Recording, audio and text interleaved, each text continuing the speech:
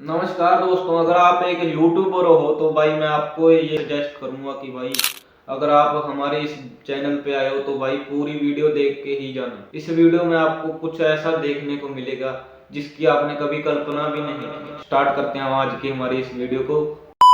आज मैं आपको बताने वाला हूँ एक डायन की सच्चाई। जी हाँ, महेशगढ़ में एक साक्षी नामक एक लड़की, जी हाँ दोस्तों, मरी थी। और एक दिन क्या होता है कि जो वो साक्षी नामक जो लड़की थी वो इतनी अच्छी थी कि लोगों की वो हेल्प करती थी। लोगों की जो भी किसी की हेल्प करनी हो वो इतनी अच्छी लड़की थी कि मान के चलो कि आप कोई भी उस मेहतागढ़ नामक जो शहर में वहां पर किसी को भी अगर कोई भी जरूरत थी तो वो पूरी करती थी। जी हाँ दोस्तों, जो मेहताबगढ़ नामक जो शहर के बारे में आपको बताने जा रहा हूँ, वहाँ पे ये साक्षी नामक लड़की रहती थी। तो एक दिन की बात है कि साक्षी क्या कर रही थी कि वो किसी पिक्चर वगैरह या कोई मूवी वगैरह देख रही थी। उसके साथ क्या होता है कि वो कोई हॉरर मूवी देख रही थी। वो देख रही थी कि कैसे कैसे कैसे लोग रहते हैं इस दुनिया कैसे में, कैसे लोग जो रहते हैं। किसी भी लड़की को मार देते हैं और बाद में उसी लड़की की आत्मा निकल के किसी के अंदर प्रवेश कर जाती है। और ये ऐसे ऐसे करके वो अपना वो देख रही थी। तो वहां पे उसका एक वो आता है जो कोई स्कूल फ्रेंड था उसका। जी हाँ दोस्तों, जिसका नाम विवेक था। विवेक वहां पर आकर कहता है कि क्या आप क्या कर रहे हो।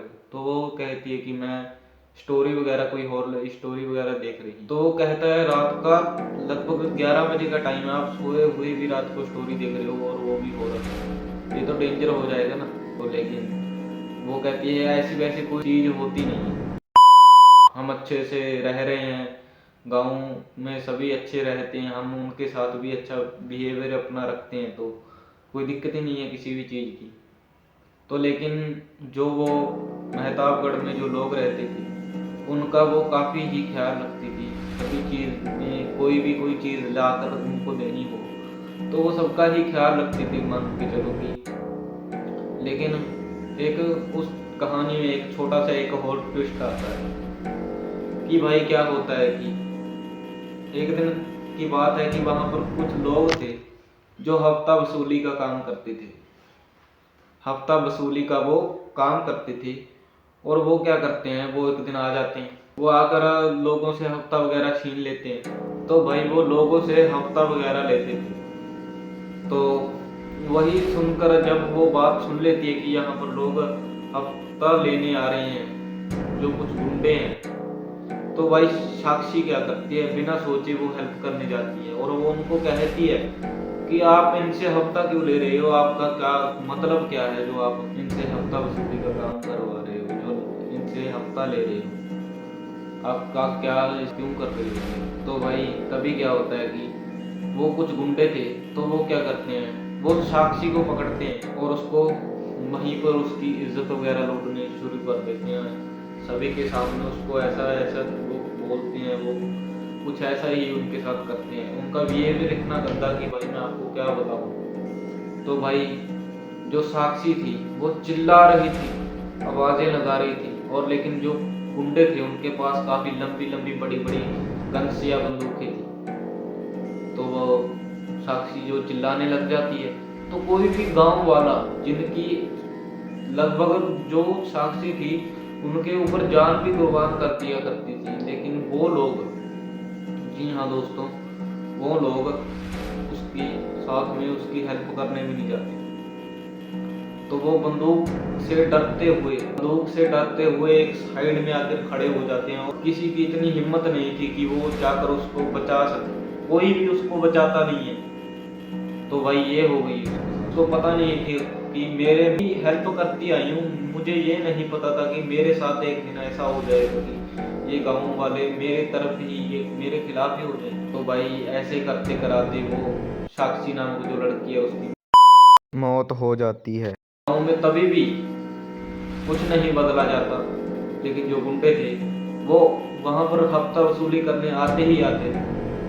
लेकिन जो साक्षी थी उसको कोई बचाता नहीं, हालांकि वो बहुत ही हेल्प करती थी गाँव वालों। लेकिन जब उसको पता लगा कि भाई मेरे साथ गुंडों ने ऐसा कर दिया। तो उसकी मौत के बाद कोई भी उसके घर नहीं जाता या कोई कुछ भी नहीं। ताने दे दे के लोग ऐसे कहते हैं कि भाई ऐसी वैसी लड़की थी, 4 गुंडों ने आके इसकी हत्या कर दी बस। और ये लोग आपस में कहने लग चुके थे कि भाई मुझे तो कोई हेल्प नहीं की, हालांकि इसने जो मेरी हेल्प की उससे मेरा उल्टा ही हो रहा है। तो भाई ऐसे ऐसे बातें बनाने लग गए वो लोग।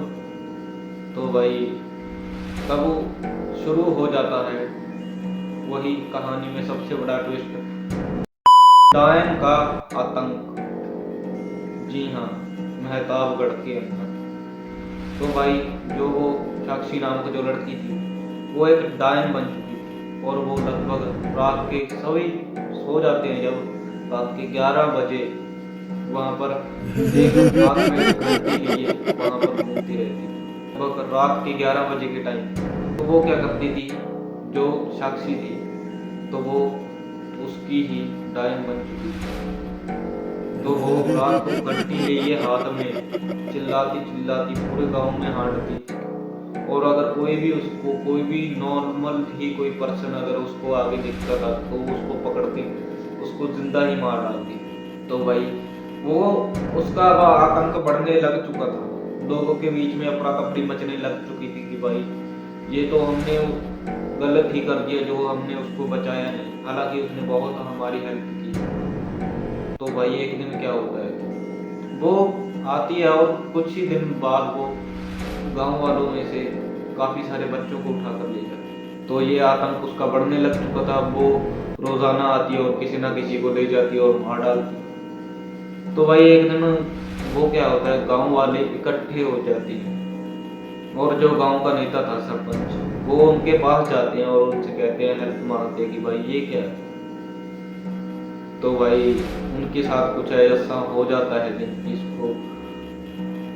तो वो क्या करता है, जो सरपंच था वो उसको कहता है कि भाई अब हम कुछ भी नहीं कर सकते, आपने ये कुछ गलत कर दिया, आपने किया, आपने उसकी हेल्प नहीं की, आप बंदूकों से डरते हुए साइड में खड़े हो चुके हैं। आपको शर्म नहीं आई कि आप एक लड़की की हालांकि मदद नहीं कर सकी, हालांकि वो इस गांव के ऊपर अपनी जान तक कुर्बान कर दिया करती और वो उसने किया भी। लेकिन अब जो गुस्से की भावना उसकी एक भूत में बदल चुकी है। तो आप सभी जाओ और इकट्ठे होकर उससे माफी मांगो, शायद वो कुछ ऐसा कर सके कि वो आपको मदद के तौर पे आपको कह दे चलो कोई बात नहीं। तो भाई शाम को लगभग 11 बजे के टाइम पे काफी सारे लोग इकट्ठा हो जाते हैं एक साइड में और वो कहते हैं चलो भाई। तो भाई उनके हाथ में बड़ी बड़ी मशालें, तो वो उनको लेकर चल दिए थे। तभी वहां पर वो देखते हैं कि वहां पर वो घंटी लिए वो हाथ में वो डायन आती है। तो भाई वो उनसे बात करते हैं कि हमें माफ कर दो, वो मुझे माफ कर दो, मैं आपसे, मुझसे गलती हो गई। तो वो काफी उसको ऐसे ऐसे करते हैं। तो लेकिन वो क्या करती है, उसके अंदर गुस्से की भावना इतनी थी कि वो उन सभी को एक एक करके उनका गला घोट देती है, उनको मार डालती है। इतनी गंदी तरीके से उनको मार डालती है कि भाई क्या ही कहूँ मैं। तो भाई होप करता हूँ आपको ये कहानी अगर अच्छी लगी हो तो हमारे इस हॉरर किंग चैनल को सब्सक्राइब करना मत भूलना। तब तक के लिए मिलता हूँ आपको किसी नेक्स्ट बैक टू स्टोरी में। जय हिंद दोस्तों, वंदे मातरम।